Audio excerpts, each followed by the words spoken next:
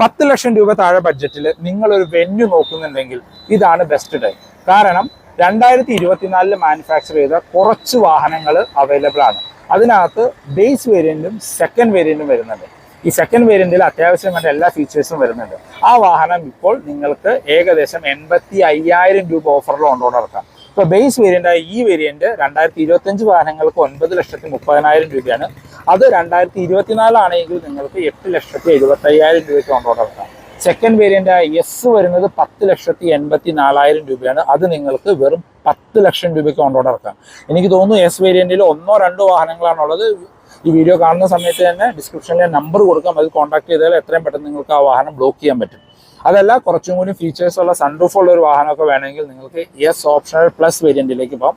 S optional plus variant, S optional variant, turbo executive variant, turbo executive variant, ഈ 3 വാഹനങ്ങൾക്കും on road price വരുന്നത് 11,66,000 രൂപയാണ് 2025 വാഹനങ്ങൾക്ക്. 2024 വരുമ്പോൾ 10,88,000 രൂപയ്ക്ക് ഓൺ റോഡ് ഇറക്കാം. അതായത് ഒരു 1 litre 3 cylinder turbo charge petrol എഞ്ചിനുള്ള വാഹനം 120 HP പവർ തരുന്ന ഹ്യൂണ്ടായുടെയും നമ്മുടെ കിയയുടെയും വാഹനങ്ങൾ എടുത്തു നോക്കിക്കഴിഞ്ഞാൽ ഏറ്റവും ലോ പ്രൈസിൽ നിങ്ങൾക്ക് ഓൺ റോഡ് ഇറക്കാൻ പറ്റുന്നത് വെന്യൂവിന്റെ എക്സിക്യൂട്ടീവ് 2024 മാനുഫാക്ചർ ചെയ്ത വാഹനമാണ്. 10,85,000 രൂപയ്ക്ക് നിങ്ങൾക്ക് ഓൺ റോഡ് ഇറക്കാം.